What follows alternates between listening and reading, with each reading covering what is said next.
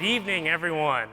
I can definitely tell who the diehards are for this conference that are all here still today. Good evening. My name is Dan Perez. I'm Raymond Leong, and thank you for joining us. So a lot of people from my team, our team actually, probably hyped up this talk a lot over the past couple days. So hopefully we won't disappoint. APT41 for us was a large undertaking. Multiple teams, up to 5 FireEye teams were involved in the graduation of APT41. 9 UNC groups, as Steve Stone mentioned in his earlier talk, 9 UNC groups were merged into what we call APT41. 7 malware families were all merged into subfamilies, so it's a huge undertaking. So Intel, advanced practices, Flare, consulting, managed defense, all these teams had a part in APT41. So this is all of our work. So basically today we're going to be talking about some of the novel techniques, interesting malware, some of the stuff that we've seen them use recently. So let's get started. So as a disclosure, just before we get started, a lot of the stuff in our PowerPoint most likely came from either engagement data or other data that FireEye gets. So a lot of it could be changed just to prevent, us disclosing client information. So getting started, we'll do a little introduction of who Advanced Practices is, who we are, go into who is APT41. If you haven't read the report, there's a lot of resources out there. This is only a 50-minute talk, so we're only going to be able to get to so much of APT41. So if you have further questions or if we didn't cover something that you were hoping that we'd cover, there's the report as well as a webinar that me, Jackie, and Ray did earlier before CDS that covered some other topics as well. We'll go into novel techniques, interesting malware and malware capabilities, as well as some APT41 updates. Have they changed and stuff like that? All right? So who is Advanced Practices? Basically the front row over there. So Advanced Practices basically is just a team. We bill ourselves as knowing more about the threat than anyone else. There's 2 teams within Advanced Practices, Adversary Methods, who is led by Nick Carr. They do a lot of applying the knowledge that we gain from our managed defense and consulting engagements, as well as other telemetry, to further process those signals and capture and incorporate more signatures to discover more activity from that threat group or those techniques that we're observing. Adversary Pursuit, that's the team that me and Ray are on, led by Steve Stone. We pursue the groups that matter across all of the FireEye ecosystem. So this includes our managed defense data, our consulting data, our DTI data, so all the stuff that comes back, all the data that comes back to us from our clients. All that data is incorporated in everything that we look at on a daily basis.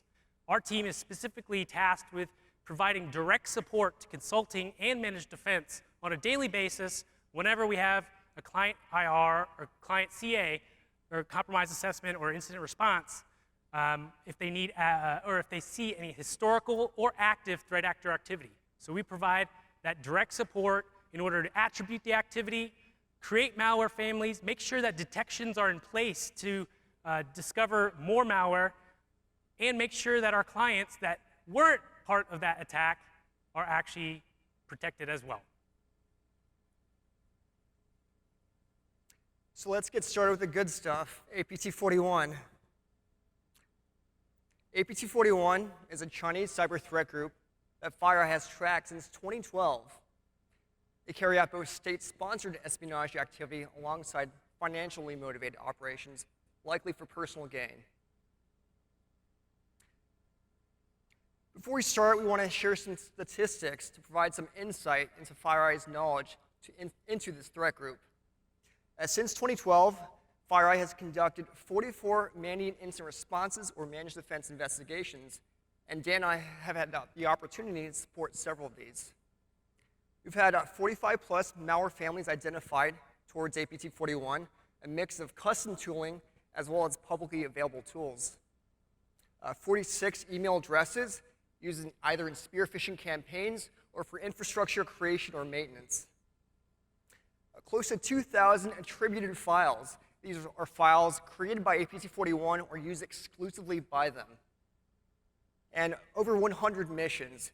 At FireEye, we define a mission as an independent intrusion into an organization, and through our internal telemetry and IRs and investigations, we've identified over 100 intrusions that APT41 has conducted during the time period we've tracked them.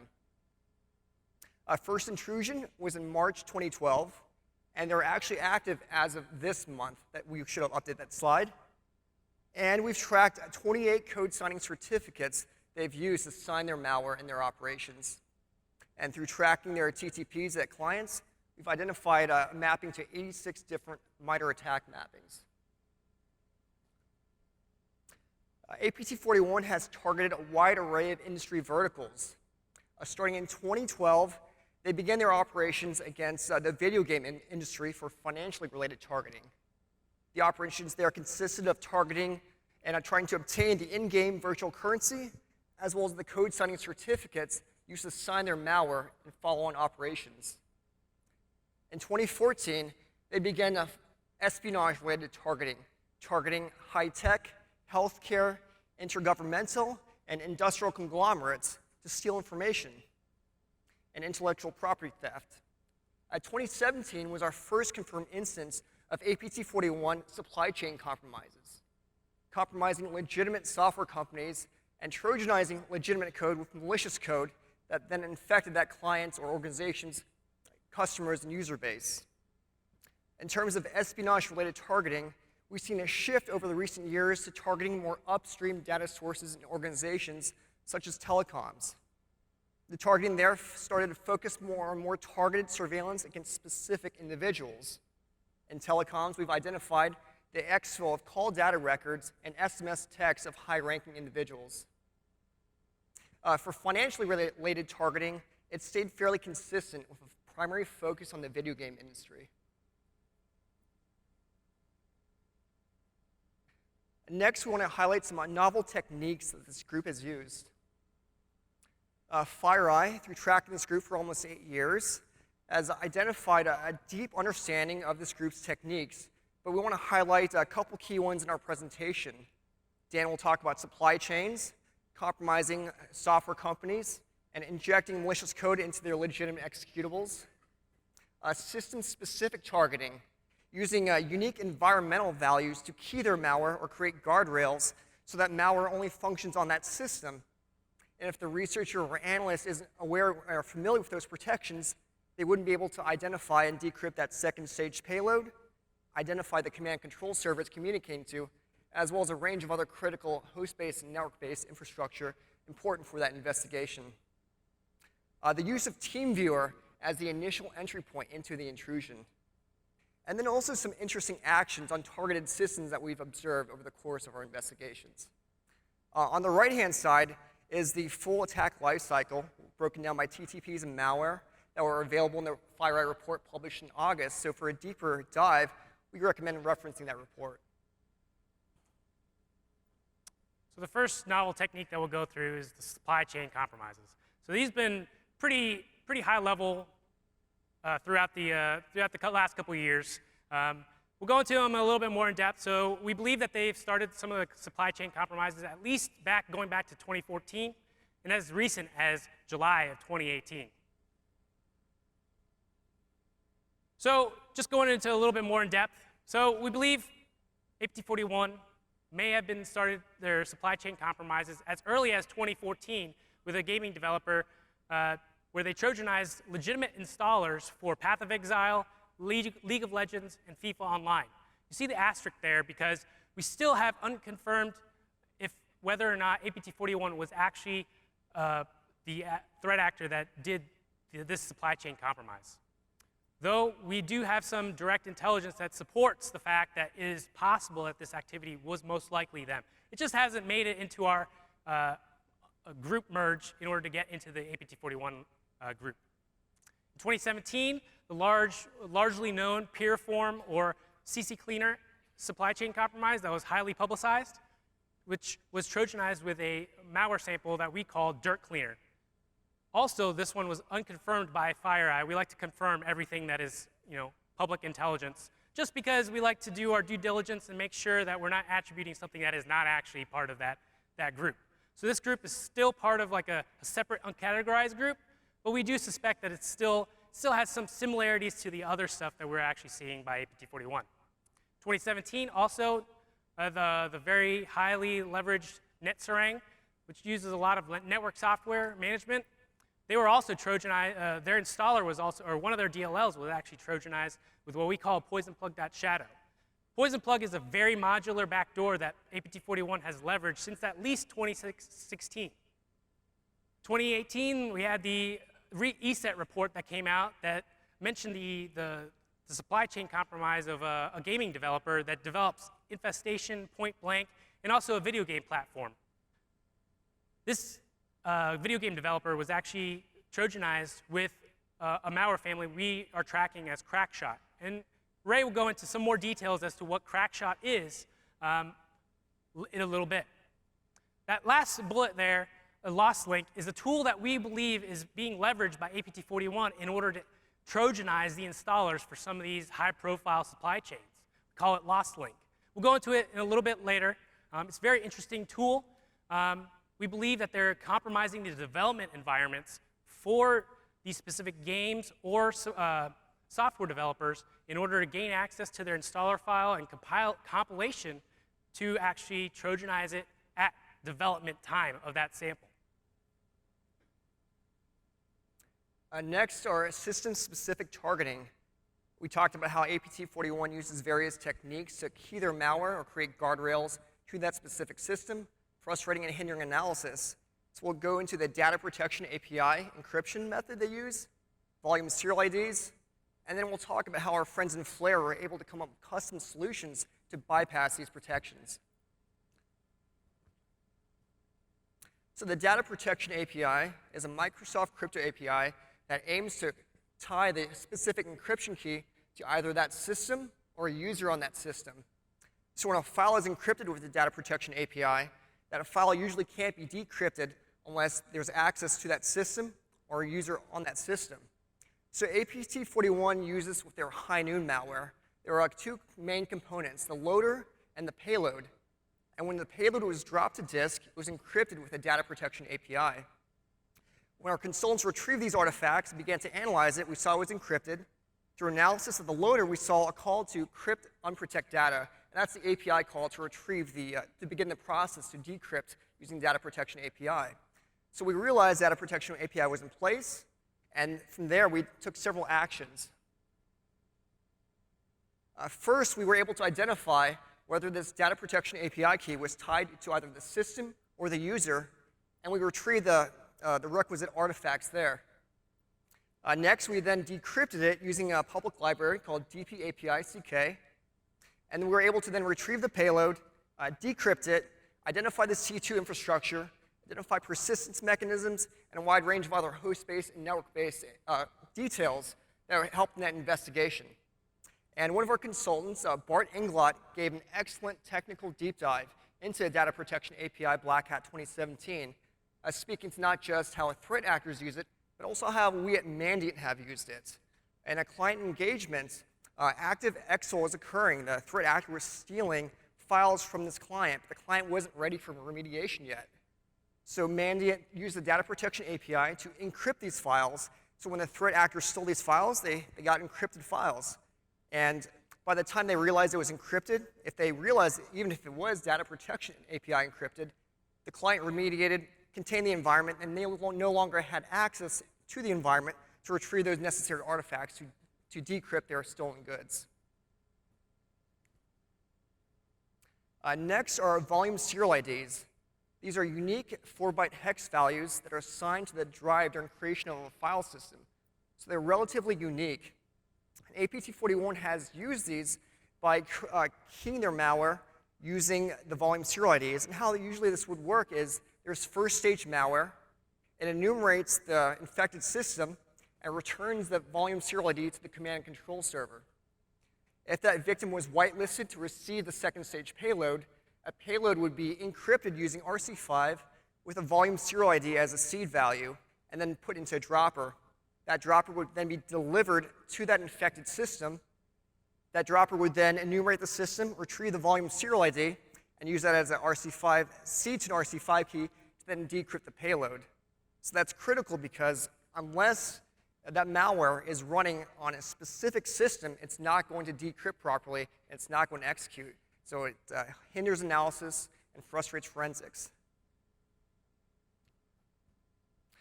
So on this slide, we see on the left a malware family we call Crackshot. Crackshot was used to Trojanize a legitimate video game in Southeast Asia. And the highlighted line there is a call to an API call, get volume information A, with a C drive as a parameter. So what this is doing is it's getting the volume serial ID for that system. A few more lines down, it's continuing to enumerate the system, and this data is being sent to the command and control server. On the right-hand side is the stage 2 malware called Deadeye. Deadeye there on the line that's being highlighted is making its own call to get volume information ID, or get volume information A. The C drive is a parameter, and that it retrieves the volume serial ID that's used as a seed for an RC5 key. So typically, unless you have the system artifacts, the volume serial ID, you usually can't decrypt that payload and get to the key information that you want in a forensic investigation. But Dan's going to talk about how we got around that. So this is a moment where we like to highlight teams that helped us. So Flare was a huge proponent for the entire APT41 report. One of those analysts, Tobias Kruger, is not here, but he actually was able to figure out a way in order to decrypt these samples for us in order to get the actual final payload. So Shadowhammer report was dropped. They mentioned a lot of samples in that report. We were unable to actually get the final payload because they were actually encrypted, just like Ray said, with that specific volume serial ID. They were keyed to a specific system, and they would not be decrypted unless we had that specific volume serial ID. So we submitted a bunch of L1s, and then Tobias picked up one of those L1s and did his analysis and found out that, well, you could probably decrypt these samples, and we can actually get the final payload. And it was like 8 p.m. when he actually messaged me with this information, and I was like, do it, please. We need to see what's actually in these payloads. So he did a little hold my beer kind of moment, and actually within 2 hours, Tobias actually coded a brute forcer that was actually to brute force the volume serial ID for that specific payload and able to decrypt all the samples that incorporated the volume serial ID encryption method. So we had actually, I think, like about 20 samples that actually use this method, and we were able to identify multiple poison plug samples as well as 2 new backdoors that we were unaware of that we'll talk about in a little bit. The reason why Flare was able to brute force that sample is because the actor decided to leverage the ECB RC5 encryption method. So this is a little bit more insecure, dated way to encrypt stuff, rather than the CBC encryption method, which actually encrypts each block with the previous block, making it a little bit more difficult to decrypt. So that was what Tobias did. It was awesome. Loved it. Next, we're going to talk about some APT41 malware. This is the good stuff. APT41 has a deep arsenal of malware tools, 45+ malware families, a lot of unique, interesting custom malware, as well as publicly available tools. So we're going to talk about a message tap. This is an SMS stealing malware family that we identified earlier this year. Lost link, malware family that trojanizes a legitimate executable. And we're going to talk about a few passive backdoors as well. So message tap is a 64-bit ELF file that we identified in a telecom. And we identified it in a Linux cluster that was responsible for processing and sending SMS messages. Specifically, a message tap would read in 2 key files. The first would be a list of keywords, and the second would be 2 lists of either phone numbers or IMSI values. And we'll go over the importance of those numbers in the next slide. It would then parse packets over SCTP, SCCP, or TCAP. And the last 2 protocols are common to telecom environments. If any SMSs match on a keyword or those numbers, it would then save it to a file for exfil. In this incident and investigation, we identified in memory thousands of phone numbers and IMSI values. So we suspect that these numbers of specific individuals were provided to the APT41 actors to specifically target in this environment. So one of those key numbers were IMSI numbers. That's a 15-digit number consisting of 3 parts. The first is a mobile country code. The next is a mobile network code corresponding to that telecom provider, and then a mobile station identification number that uniquely identifies that specific subscriber to the telecom. So it's a very specific number that corresponds to a specific individual. So as Ray mentioned, the ISMI value is actually uniquely tied to a specific individual on that telecom's subscriber network. There are numerous ISMI numbers identified in MessageTap, and it collected so much information. The types of information that could be of interest that we might have identified were location, travel plans, login info, username and passwords. If you just think of these things that go over SMS nowadays, like, there's so much information that you can gather just from gathering someone's text messages. Personal and business contacts. If you were a foreign intelligence agency and you were targeting a specific individual and they were texting one of their other business contacts they may talk to on a regular basis about business things, you may want to start collecting information on them as well. So it allows them to broaden their scope of targeting just by collecting these ISMI numbers and phone numbers as well. So going into some of the MessageTap components. Like we mentioned, there's 2 specific configuration files that were given to MessageTap. The parm.txt file contained 2 named lists, the first being the ISMI map, the second being the phone map. As the name implies, the first being a named list including thousands of ISMI numbers. The second list, a phone map, basically just a named list containing thousands of phone numbers. That second config file is a keyword param.txt.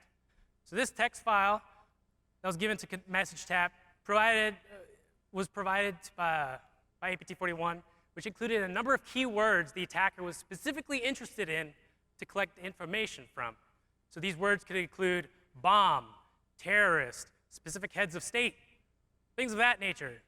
Who's talking about these things? We want to know. The data miner was the actual file that actually did the sniffing and processing of packets on that specific system. It searched SMS contacts using the keyword param.txt.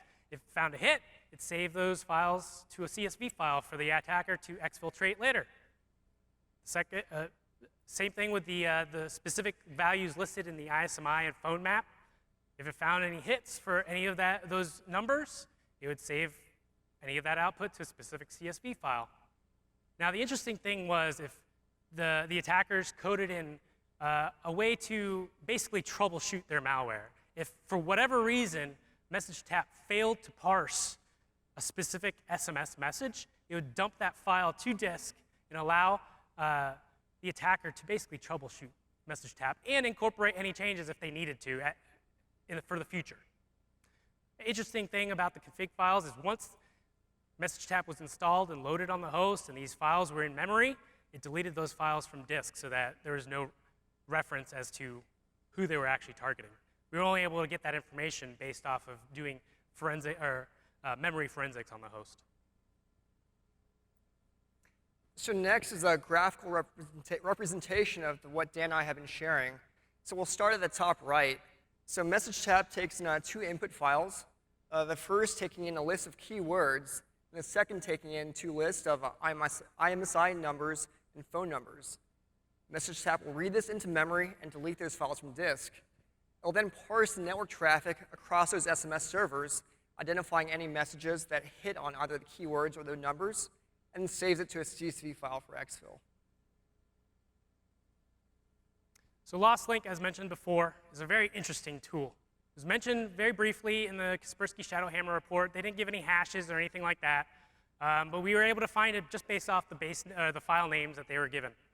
So basically, Lost Link is a Trojanized linker, or link.exe, with a malicious DLL that loads a suspicious or malicious binary or library file. That DLL file, basically waits for a specific file name to be opened on disk, so gxxservice.exe. If that file is open and another legitimate Microsoft library file was also opened at the same time, it would actually redirect that call to that library file to an attacker-provided library file in order to insert it into wherever it was going to insert it. The key here, and you see in the graphic, is that the attacker was actually looking for a specific file, gxxservice.exe. And I'll go into our next section here in a moment. This was actually mentioned in the ESET report as being a Trojanized file that was used by APT41 to install Crackshot on multiple hosts during a gaming supply chain. So some theories as to how Last Link was leveraged. So we believe that the submitter, the VirusTotal submitter, was actually most likely a compromised game developer.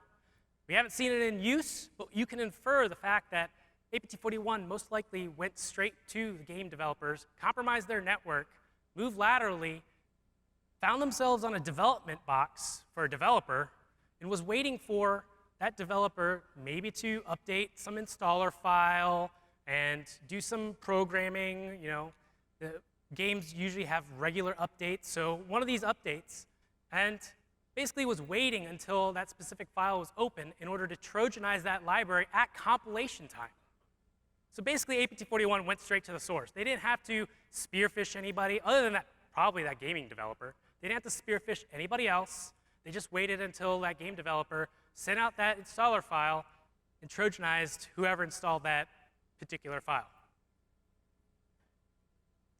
Next, we're going to talk about some APT41 passive backdoors.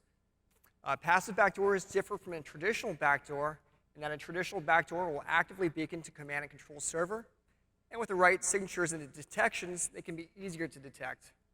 A passive backdoor, instead of actively beaconing, will usually listen for a specially crafted byte or packet from the adversary C2, and they typically follow a similar high-level process in that diagram. It's multi-component, so the first part is the filter component that will listen for that specially crafted packet from the adversary C2. If it receives it, validates it, checks it, it then sends it to the backdoor component of the infected system. In APT41, we've seen most of their passive backdoors have a kernel rootkit component, where it'll then drop that traffic from moving up higher in the network stack so that tools like Wireshark can't detect it on host. And then it'll establish communications with the adversary C2. APT41 has 4 different passive backdoor malware families: highnoon.passive, photo.passive, crosswalk.bin, and lowkey, and they've been used consistently throughout 2019. Some of the interesting ones we want to focus on in this presentation are crosswalk.bin and lowkey.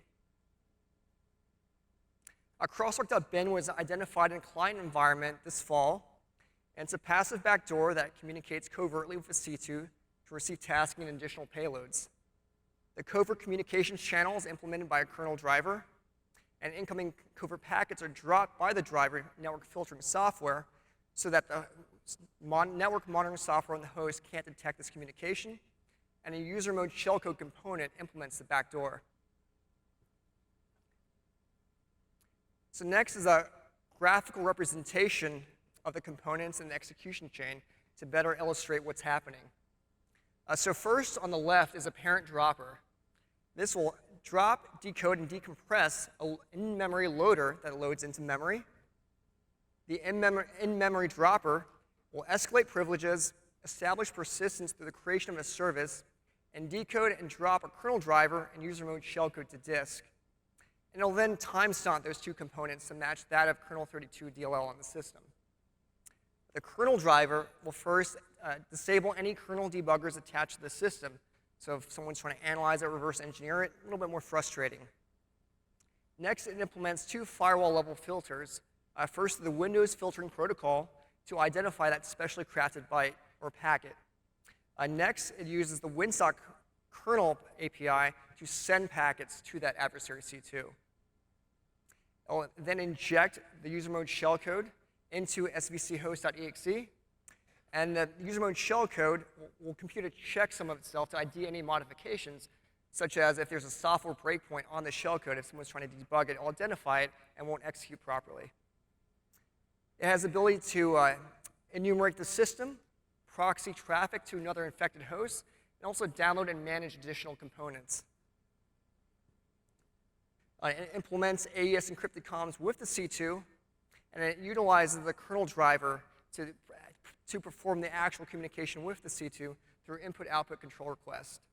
And I want to give credit to Ryan Warrens and Matt Haig, who did an excellent job reversing this malware family, providing us numerous details that we could write signatures and detections for. Additionally, another one of our Flare friends, Jacob Thompson, built upon that work and wrote a custom scanner that will scan the environment, spoofing the adversary's C2 specially crafted packet and tricking that passive backdoor into responding to us with infected systems information in clear text. So not only, so when there's an APT41 intrusion, not only do we do our standard sweeps and detections, but we'll also scan that client's environment and tricking any passive backdoors into responding to us and identifying any more infected hosts. Next interesting backdoor is something that we call low-key. It's basically very low-key on the host. I mean, low-key. So it's a very elaborate backdoor that has multiple components and requires a specific inbound TCP packet in order for the attacker to communicate and connect to it. Low-key is basically capable of supporting multiple commands like reverse shell, uploading and downloading files, listing and killing processes, file management, which includes read and write, and also time stomping. And as Ray alluded earlier in the presentation, APT41 really likes to do their time stomping of files, basically hiding the fact that they're on a host from an incident responder if they're not too clever. It listens specifically on port 53. And we'll go into some of the components in the next graphic. So, low-key was delivered onto a host with a deadeye.append file. So there's 3 different variants of deadeye. There's an append version where the malicious backdoor is appended to that specific file. There's an external deadeye.ext, which is for external, meaning that deadeye was looking for another file on the host, as well as deadeye.standalone. I can't remember the third one for whatever reason. But anyways, deadeye.append required a specific volume serial ID that we were able to brute force using Flare in order to install a reflective loader onto the host, which loaded the WatchGuard for low-key. The WatchGuard, basically all it did was look for a specific process every couple of minutes that is listening on port 53. If it found a specific process that was listening on that port, it would inject a user mode rootkit into that specific process, as well as load the low-key backdoor onto the host. That user mode rootkit basically is the transmission protocol for that low-key backdoor. It allows the attacker commands to be directly routed to the low-key backdoor. Low-key specifically communicates over named pipes, 3 of which are the main communication pipe, which allows the attacker to communicate with low-key over that port 53 DNS tunneling, as well as a TCP relay component that allows the attacker to basically spawn another C2 server if it really needed to, or communicate with another compromised host in that same victim network. The third named pipe that it uses is a remote shell component. This basically just allowed the attacker to run command.exe or command prompt shell code on, or shell commands on the actual host. We actually have another scanner for low-key specifically that mimics that specific packet that APT41 would leverage. And we also, as Ray mentioned, we do scan for this when we have an APT41 engagement on our client network. The second variant is low-key.html. So this is very, very similar to our first variant that we just talked about. The only difference, well, one of the main differences is that this low-key variant listens for a specific HTML request. Listens on port 80 for requested.html. It can be whatever URL it gives. Once the attacker gets a response back from requested.html, it allows basically the same capabilities as the other low-key backdoor. Reverse shell, file management, open and closing connections, process management, time stopping, and it allows the attacker to inject shellcode. The other main difference between low-key and low-key.html is that low-key HTML doesn't need to use that user mode rootkit that injects into a process, that low-key injects into a process. So has anything changed since FireEye released our APT41 report in August? Well, at this point, we also have multiple data points that APT41 actors have read our blog and the report. But unfortunately, the answer is that no. These aren't the days of APT1. There was no operational pause. They didn't try to fix their OPSEC mistakes and retool. Targeting and activity continues. In fact, we have multiple ongoing telecom intrusions happening right now. We have an East Asian geopolitical related targeting, where the organization that's being targeted contains data and records of key persons of interest. In the APT41 report, there was talk about how individuals and organizations in Hong Kong were being targeted, related likely to the umbrella protest movement, and that similar activity happens in present day. They continue to target gaming on a regular basis. We just responded to an Asian gaming studio where their development for a very high-profile video game was actually breached. So have we seen anything change? Have they changed their ways since the APT41 report? Definitely not. They continue, they're continue doing their business as usual. Still doing compromises. We're still doing our IRs. We still have active IRs with APT41 active. So the report didn't really mean anything to them. They're still conducting their business as usual. We've seen some tools that we believe maybe state-sponsored tools being leveraged for gaming targeting as well. So that's kind of interesting. Does the state actually know that they're actually using their tools for financial profit? Probably not, but they do now. But it's pretty interesting that nothing has actually changed. They see no remorse in what they're doing. That's about it. I don't know if you guys have any questions. You know, we've got like 9 minutes for questions, I guess. Ray, come over here, closer. If you have any questions, please use the microphone. If not, we'll be out front, and you can also get your really cool APT41 baseball card, legit from Topps, if you really want one. Collector's items. Yeah, thank you very much. Oh, you got a question? I'll try. Sorry. Yeah. So do you think that they haven't changed their tactics because they don't think anybody's responding to the report or taking action on the report? Or are they just continuing with the tactics while they retool on the side? I don't think they're changing because nobody's responding. I think there's a lot of high-profile reports that have come out with APT41. So Kaspersky has continuously put out reports on APT41, and they still don't change any of their daily things that they do. So I think it's just the people that they're targeting are probably very weak in security, which allows them to continue going as business as usual. To Dan's point, there's a lack of cost being imposed on these threat actors. Despite their operations, infrastructure, and tooling being exposed, there's no consequences to these threat actors operating from a different country, subject to different laws, et cetera. You had asked if, are they just retooling on the side? But these intrusions that we're seeing happening now, they're using almost the same hash and malware that they used in intrusions many years before. So it's the same tools being used. Thank you. Got one more. Hi. With the ASUS attack, there was some MAC address on which the software was supposed to run, second stage. And with the IMSI, you had thousands of IMSI.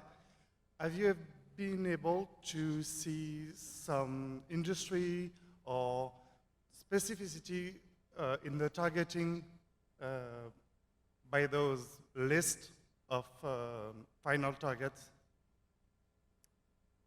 I'll answer the first part. For the MAC address, we were able to identify a client in the telecom industry as one of the MAC addresses that were being targeted in that second stage Operation Shadowhammer report. But for the respect and sensitivity to the client, we try to keep things very generalized and anonymized. So I think the most that we're saying is it's high-ranking individuals. Yep. And specific, interesting words to that region. Steve. What up? So thanks, by the way. And thanks for everyone staying till 6:30. It's pretty awesome technical track, and thanks for coming to the summit. A couple of questions on 41. One, how many other groups have we seen target IMSI numbers specifically? Have we seen any others, and where were they? And then part two, can you speak to the role of personas within APT41? How many people were behind APT41? How do those personas build up into the group? I can answer the second part of that question. So the interesting thing, as you saw, our presentation had a Game of Thrones theme. So a lot of the persona stuff within internal to FireEye, we kind of like to choose themes for like sub-personas within the group. Basically, the sub-personas are just groups that we've merged into that group that may have like different or differing TTPs, either on host or network, but we found some decent overlaps enough to merge that APT41 into that group. So for APT41, we actually leveraged the Game of Thrones theme. So one of the groups is APT41.Ned. He has not been active for a while, kind of similar to Game of Thrones, where he died out in the first season. So we're kind of going with that theme. The more active APT41 is APT41.Samewell. So he's still alive, so still alive and well. So that's kind of the theme that we're going for that. And kind of to piggyback on Dan's point, when we're talking about personas also, early on, their OPSEC wasn't as good, so we saw infrastructure creation with command control domains. Looking at whose registration, we saw a consistent use of specific email addresses, biographical information, and searching Chinese underground forums. We saw additional personas and biographical information, building out two specific personas that were listed in the APT41 report. And these contain resumes, a work history, schools attended, to where we have, although it might not be the true name, it could be a persona, a moniker, we do have a high confidence that the two email addresses have a high link to various Chinese underground personas in the hacker community that also advertise their hacking services for hire. Sorry, Steve, I didn't hear your first question, but good too.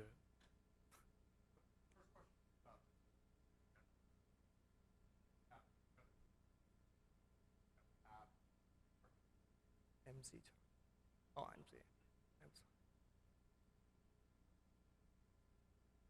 MZ. We do have one other engagement where there's a heavy mobile malware aspect to it, but I'll have to review that detail to see if there is an MZ aspect to that. So I can get back to you on that. Thank you again for that report, or briefing rather. I'm curious if you could talk about historic targeting patterns, if you've seen any, and if you could make any projections on future targeting in terms of industries and sectors. Thank you. I think so.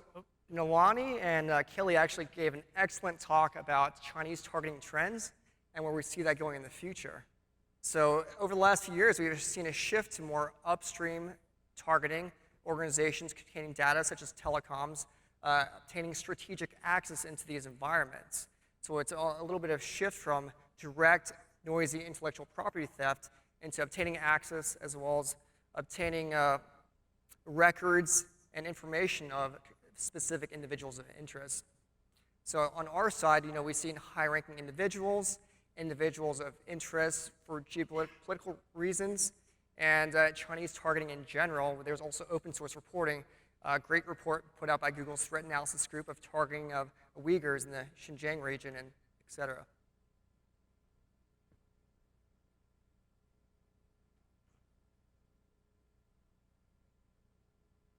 There's one question on Twitter. A lot of people interested about the message tap backdoor, but Sweet Hack wanted to know if we wanted to plan release any more details about message tap he's really interested. So we can coordinate that to see if we can release anything further. For any customers here, we did release a private portal talking to you about a specific hash that's available in VirusTotal, as well as some malware-specific components. But after this, I think we can talk with our team and see if we can publish anything for more wide consumption. Yes. Yeah, I have a question about the financially motivated attacks against gaming industry. If you see those attacks don't lessen over time, do you hypothesize that the powers that be may be letting that happen as an incentive to get into or accomplishing a specific mission and getting into high-profile targets? I think our purview for the financial stuff is just where we are as like our data sources and stuff like that. So we don't have very much purview into some of the gaming industry as much as we did, a lot earlier when we started tracking them. So I think a lot of our data on the financial side of the house is a little bit dated just because of the fact that, it's just our data. That's what we're working from. So a lot of our points from our data come from our own data as well as open source. So that's where our data points are from, unfortunately. But I don't think they're stopping, from targeting both financial and for espionage. I don't see them stopping at all.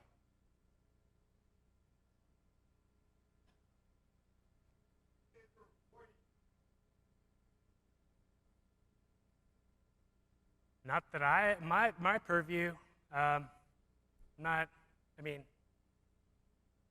from us. No, I don't think we're seeing them avoid a certain country or anything like that.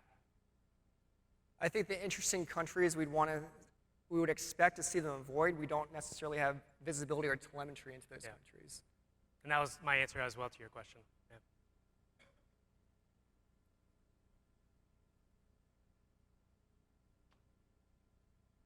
You guys mentioned them, I guess, backdooring gaming installers for many, popular game developers. I guess what's their purview for doing that? What's the ultimate goal? They're obviously going to get, potentially thousands of infected users that are installing those games, but I guess what's the end goal for that? So. What the end goal was for that? Yeah. Most likely to monetize, different systems. We saw them specifically from one of the Deadeye loaders. They installed XMRig on a host, most likely. Okay. So, that kind of monetization, other ways to monetize. Earlier in the report, we actually specify where they targeted, excuse me, where they targeted a gaming industry and manipulated some of the in-game currency for that specific gaming industry client. Yeah, interesting trend we've also seen is some of these organizations that are targeted, they've had their code signing certificates stolen, and APT41 malware has been signed by these code signing certificates. But later on, we see other Chinese threat groups also use these code signing certificates. So although we don't have direct evidence of any selling or sharing, that's also an interesting trend that we do notice over time.